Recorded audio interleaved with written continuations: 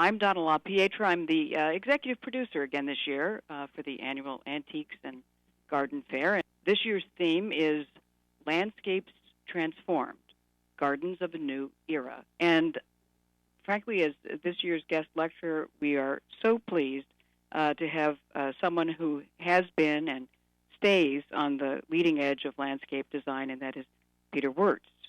Peter, along with his brother Martin and his father Jacques, are the principals of Wirtz International. They've created some of the most exciting and acclaimed public and residential landscapes around the world. But today, he is with us from his company's headquarters in Belgium. Welcome, Peter. Thank you. There is a perception that I think that it's more difficult, actually, to achieve a successful contemporary garden.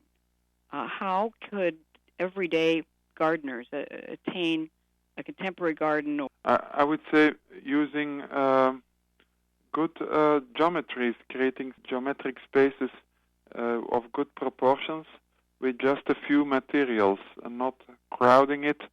I think modern gardens are not in love with fuzziness. So a well-understood minimalism. Minimalism for me does not mean hollowness and coldness or boredom, but minimalism means restraining from using too many materials. Look for an interior peace and balance, and enjoy good proportion.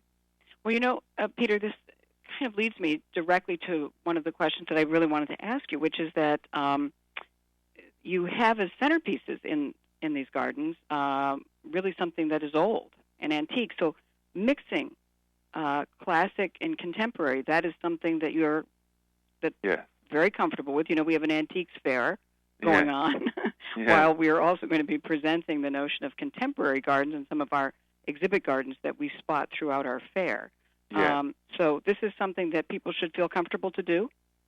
Absolutely, yeah. It's a scenario or an orientation which is full of unexplored promise. It's very funny transforming old ideas into a contemporary language. Could you give us another example, obviously, probably on a much grander scale? Well, I'll give you a very good example of one of your fellow American landscape architects is Dan Kiley's Fountain Plaza in Dallas, where the man had to work with a very stressed space at the base of a glass skyscraper by Henry Kopp from Pay, Kopp, Fried and Partners, with changing levels. And what he did was he picked one tree, the Metasequoia, which with its vertical growth, almost like a little cathedral spire by itself, does enter in dialogue with this skyscraper. Yes. Everybody should know that project. It's a work of a genius. Well, that's terrific, and we will show that for sure. And we are also fortunate that at the garden we have the work of Dan Kiley. So yes, we feel very pleased to have him among those. We have some wonderful landscape designers who have graced our gardens. Well, you've just been wonderful to take time to talk to us, and I can't tell you how much we're looking forward to seeing you at the Botanic Garden.